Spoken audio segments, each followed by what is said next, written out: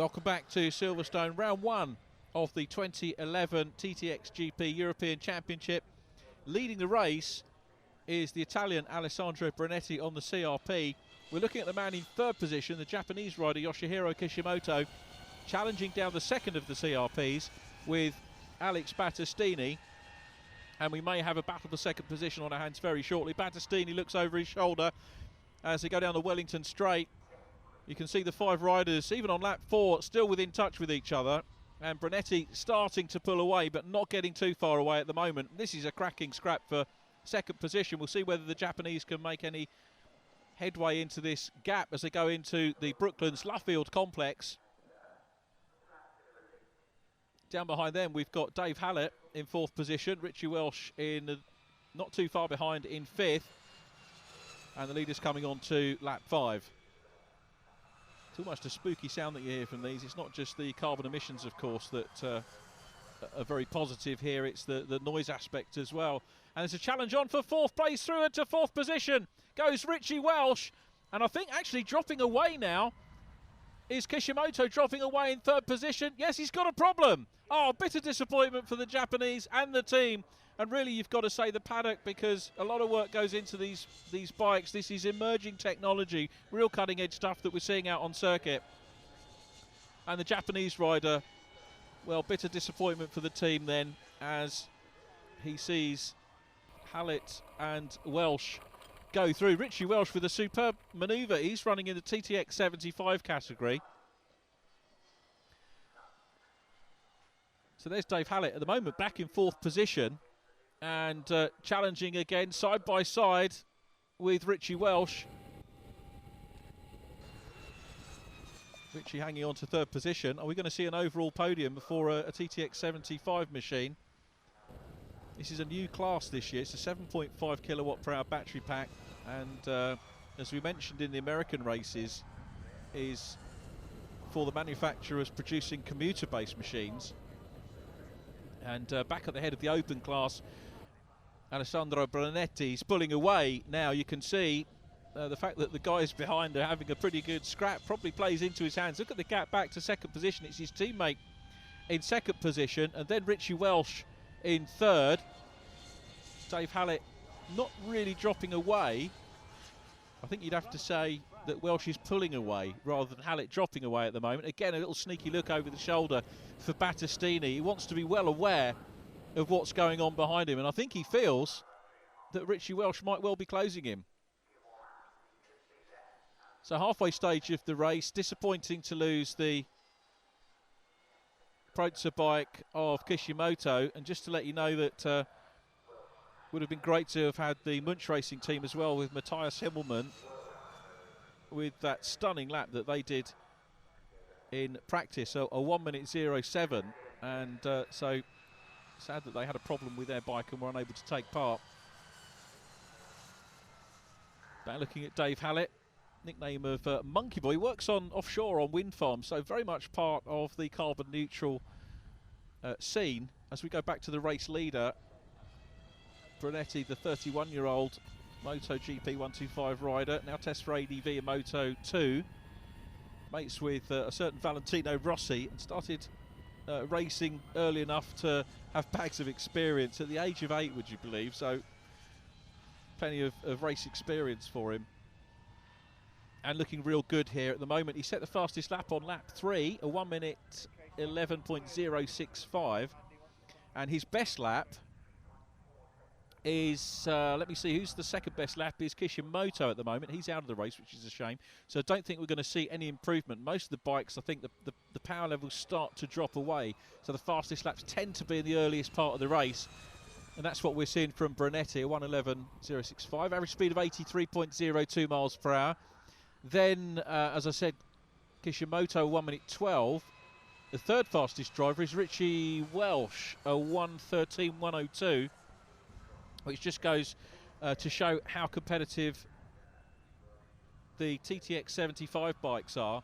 And now we've got a scrap on for third place, because Welsh has now caught Battistini. So this is, sorry, it's a battle for second position, isn't it now, without the Japanese? And down the inside, as they come. It's the outside as they go into Maggot's corner, but up into second position. Superb stuff from Richie Welsh, who is now ahead of the Italian. So this is giving the home fans something real big to cheer about.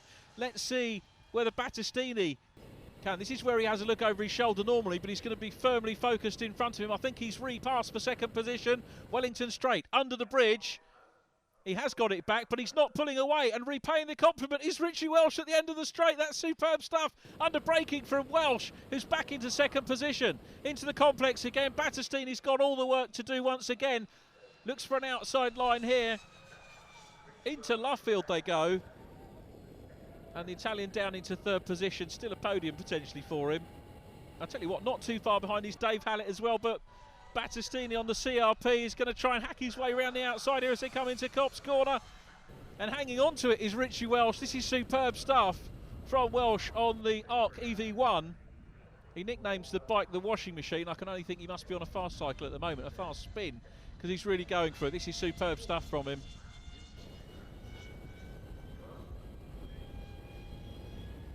So Battistini, look at the gap that he's got to pull back. This is where the move started a lap or so ago. Battistini, well, we saw him have the power to come back on the Wellington Straight last time. They're coming through the Beckett's corner. And now down Wellington Straight again, used to be known as the National Straight. Here's the power of the CRP that goes through there. That's superb stuff. Well, these two bikes, totally different. Richie Welsh is running a Thunderstruck AC20 air-cooled AC motor, and Battistini, the twin Agni 95 carbon Kevlar reinforced motors. So cracking stuff going on for second position, and I wonder if we're going to be able to see Richie Welsh put in check. It looks is he slowing a little bit? I wonder if the battery power is starting to go down a little bit on Welsh after that run. That was a very impressive run and gave us some cracking racing to see. It's not just about how you ride the bikes, it's about the development of the things as well. We're on board with the race leader, Alessandro Brunetti. He is away and down the road. His lead now getting out towards 17 seconds. Clear circuit, very much what he wants to see. Here's the second place bike coming up again. And up into third place now has gone Dave Hallett. So we've got Dave Hallett in third place, and I think that Richie Welsh's bike may have used a little bit too much battery power. He's down in fourth position. Still, of course, the only rider, I should say, in TTX 75. So he's going to come away with the class win if he finishes, which is going to be good for him. Here's the onboard from Dave Hallett. Clear circuit. Although I've got to say, not too far behind Alex Battistini at the moment. None of the riders have been lapped here today.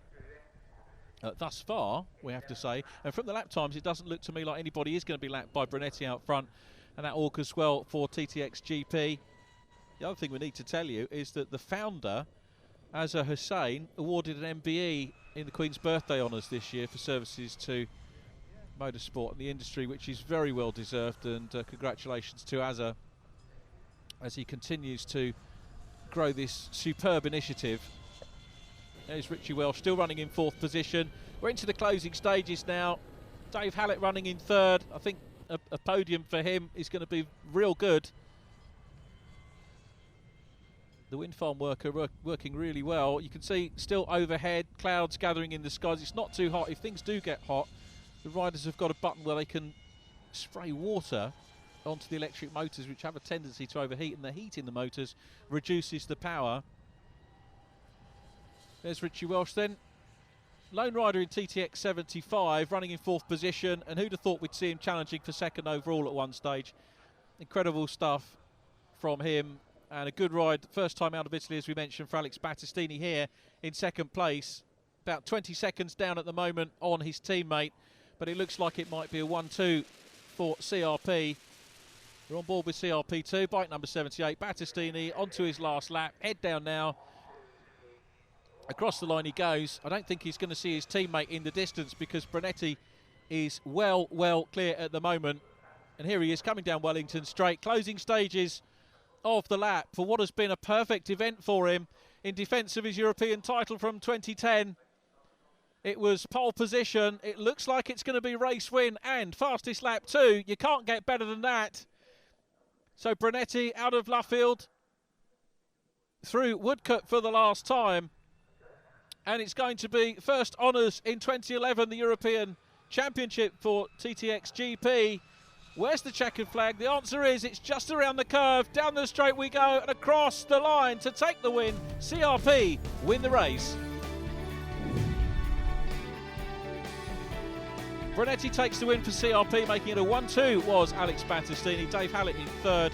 Richie Welsh comes home in fourth and wins TTX 75.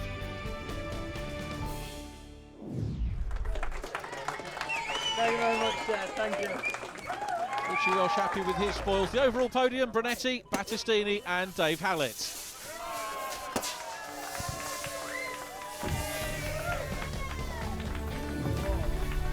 Championship standings, of course, look like this. Brunetti leading from Battistini in the open class with Dave Hallett in third, TTX 75, led by Richie Welsh.